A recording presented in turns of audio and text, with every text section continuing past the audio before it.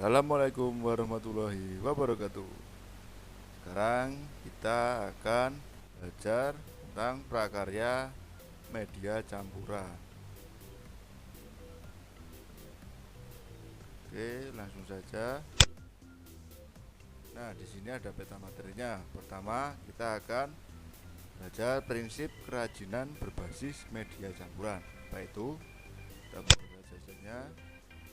Ya, prinsip kerajinan berbasis media campuran pertama merupakan penggabungan dari berbagai bahan yang tidak memiliki reaksi kimia tertentu ketika dilakukan penggabungan. Misalnya bahan yang digunakan dapat membuat bahan lainnya terkikis atau berkarat dan sebagainya.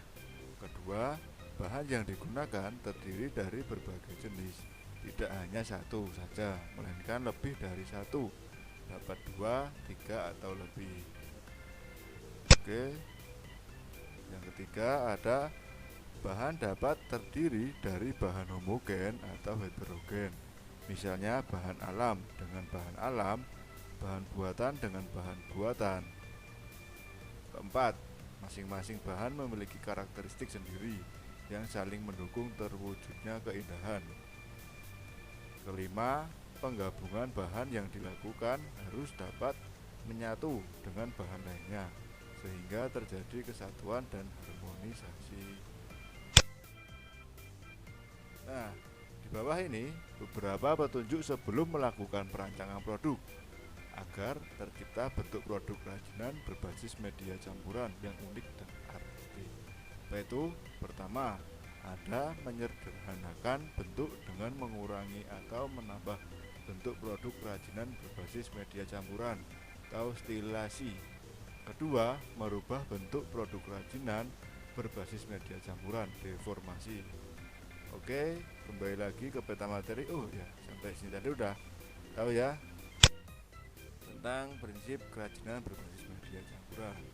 Sekarang kita akan membuka slide jenis dan karakteristik kerajinan berbasis media campuran. Jenis dan karakteristik kerajinan berbasis media campuran. Pertama, bahan yang digunakan sebagai bahan dasar untuk kerajinan berbasis media campuran sangat beragam, bergantung pada sumber daya alam dari masing-masing daerah. Kedua, jenis bahan alam yang dapat digunakan adalah kayu, batu, logam, keramik, kulit, serat, dan sebagainya. Ketiga, jenis bahan buatan yang dapat digunakan adalah plastik, gips, fiberglass, dan sebagainya. Keempat, karakteristik setiap bahan tentu berbeda satu sama lain. Sebelum dibuat sebagai karya kerajinan yang akan dipadukan, maka kita harus memahami sifat dari masing-masing bahan yang akan kita buat. Kelima, seperti logam, beberapa logam memiliki sifat mudah berkarat. Sebaiknya sebelum digunakan, logam harus diolah dahulu agar tidak merugikan atau merusak bahan lainnya. Terakhir, berikut ini beberapa bahan dasar dan bahan paduannya yang dapat dikatakan cocok atau padu untuk dijadikan bahan campuran dalam produk kerajinan. Apa itu? Pertama, ada batu, kedua, logam, ketiga, plastik, keempat, kayu, dan kelima, keramik. Oke, kita kembali lagi ke peta materi. Ketiga, ada produk dan proses kerajinan berbasis media campuran. Oke, langsung saja kita buka setnya. Oke, pertama ada batu. Batu yang digunakan sebagai kerajinan selain batu permata atau batu mulia juga ada batu akik. Sebelum dijadikan perhiasan atau kerajinan, batu harus dipoles terlebih dahulu. Tidak semua tempat di dunia ini mengandung batu permata. Sedangkan untuk batu akik, warna batu akik bisa tunggal, bisa pula banyak warna. Kedudukannya pun bisa beraturan atau tidak beraturan. Biasanya jenis kerajinan dari pahatan batu ini digunakan sebagai interior dan eksterior rumah. Nah, dan ini adalah alat kerajinan batu.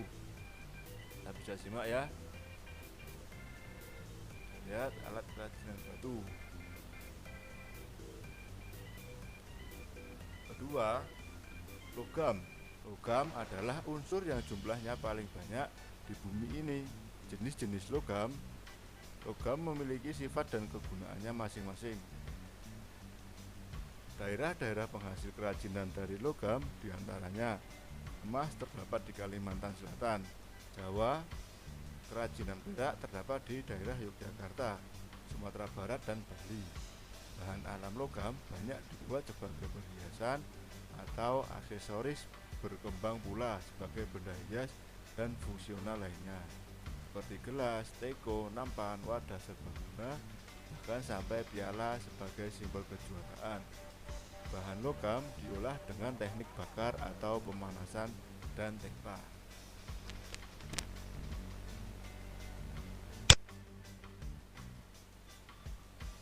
Nah, dari ini bahan kerajinan logam. Pertama ada yang A ini adalah perak, yang B adalah aluminium. Kita simak ya. Nah, ini bahan kerajinan logam.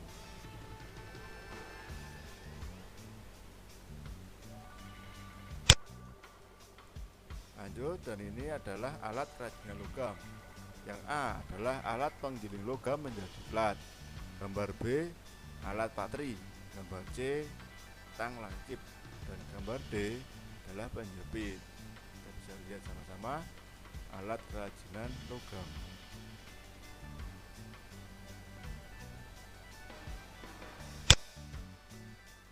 Nah, dan ini adalah produk kerajinan logam. Gambar A ini merupakan kalung logam dengan kain sebagai talinya. Gambar B, wadah lilin dari logam dan rangka logam dililit dengan rotan. Gambar C adalah hiasan. Oke, lanjut lagi. 3. Plastik. Plastik sudah menjadi bagian hidup sekarang ini. Berbagai macam penggunaan plastik, mulai dari untuk pembungkus makanan, bahan kecantikan, alat-alat rumah tangga, sampai alat dan perangkat elektronik. Karena penggunaannya sudah dirasa tidak cukup aman, Kementerian Lingkungan Hidup dan Kehutanan (KLHK) menilai persoalan sampah sudah meresahkan. Kreativitas kita sangat diperlukan untuk membuat produk kerajinan dari plastik yang berbasis media campuran agar menjadi lebih artistik dan menarik. Ya, kita sudah tahu ya, kan sekarang ini limbah plastik sudah banyak sekali dan itu susah diberikan. Kita bisa memanfaatkan untuk menjadi produk kerajinan berbasis media campuran agar terlihat artistik dan menarik. Lanjut. Nah, dan ini adalah contoh aneka plastik bekas kemasan minuman dan makanan dan lain-lain. Bisa simak ya, sering kita jumpai sehari-hari.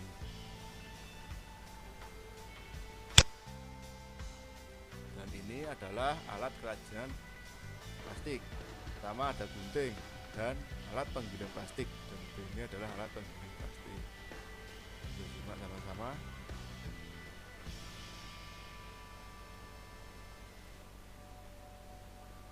Oke, lanjut lagi. Produk kerajinan dari plastik. Pertama ini ya, gambar A, plastik dengan seng dan kertas. Ini dicampur plastik dengan seng dan kertas. Gambar B, plastik dengan kayu. Wow, indah kan?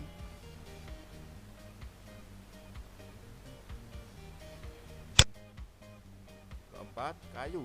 Produk kerajinan yang dihasilkan dari kayu juga bervariasi, mengikuti teknik pembuatan dan tekstur kayunya. Masing-masing daerah memiliki motif atau corak ukir yang berbeda. Setiap motif mempunyai nilai keindahan dan keunikan serta makna simbolis yang penuh perlambangan dan juga nasihat. Kayu-kayu yang tergolong keras dapat dibuat karya kerajinan dengan teknik ukir atau pahat.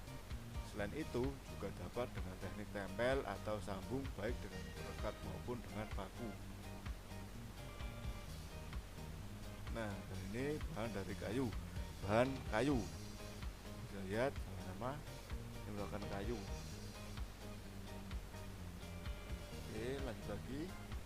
Dan ini alat kerajinan kayunya.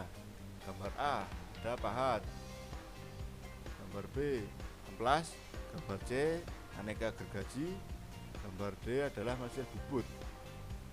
tersebut biasanya buat bikin itu catur. Keren kan? Oke, lanjut lagi. Dan ini adalah produk kerajinan dari kayu. Pertama, kayu dengan kulit, nih di media campur dengan kayu dan kulit. Kedua, kayu dengan kain. Dan ketiga, kayu dengan logam dan karet. Wow, keren ya. Oke, lanjut lagi. Kelima, ada keramik. Indonesia memiliki kerajinan keramik dari berbagai daerah yang berciri khas. Masing-masing daerah menunjukkan keunikannya dari bentuk, teknik hingga ragam hias yang ditampilkannya. Paragraf kedua, hasil karya tanah liat dikeringkan dengan cara diangin-anginkan saja. Jika sudah kering, karya dapat dibakar menggunakan tungku keramik dengan bahan bakar yang bervariasi seperti gas, kayu, minyak, tanah, atau listrik. Keramik yang dibentuk sudah dapat diberi dekorasi pada saat tengah kering atau saat sudah mengalami pembakaran pertama. Paragraf 3, dekorasi dimaksudkan agar keramik tampak lebih indah dan kuat. Keramik dari tanah liat bakaran tinggi dapat dihias dengan warna glasur. Glasir adalah lapisan keras yang berkilap pada lapisan produk keramik. Dan ini adalah bahan tanah liat. Kita bisa lihat ini sama-sama. Dan alat pembuatan kerajinan keramik. Nah, ini ada pertama bujir, yang B ada roll, C ada spons, gambar D ada tali, gambar E alat putar tangan, gambar F alat putar kaki, dan E tungku pembakaran. Ini adalah tungku pembakaran. Oke, sudah selesai sampai sini. Kita bisa lihat gambarnya. Nah, dan ini adalah produk kerajinan keramik. Gambar A ada keramik dengan rotan, dan B gambar keramik dengan logam. Terakhir ada kemasan kerajinan berbasis media campuran. Oke, kita buka saja. Kemasan kerajinan berbasis media campuran. Kemasan, sudah tahu ya, kemasan merupakan sentuhan akhir dari sebuah proses. Pada karya modifikasi kerajinan berbasis media campuran ini, yang perlu diperhatikan adalah ukuran dari karya. Tidak semua karya kerajinan dapat dibuat kemasan. Terkadang karena ukurannya sangat besar, karya tidak bisa dibuat kemasan. Oleh sebab itu, kemasan dapat dilakukan pada karya yang berukuran kecil hingga sedang yang mudah dibuat. Oke, terima kasih sudah melihat video ini. Tetap semangat belajar ya, dan jangan lupa tetap jaga kesehatan. Oke, assalamualaikum warahmatullahi wabarakatuh. Ketemu kembali. Yuhu.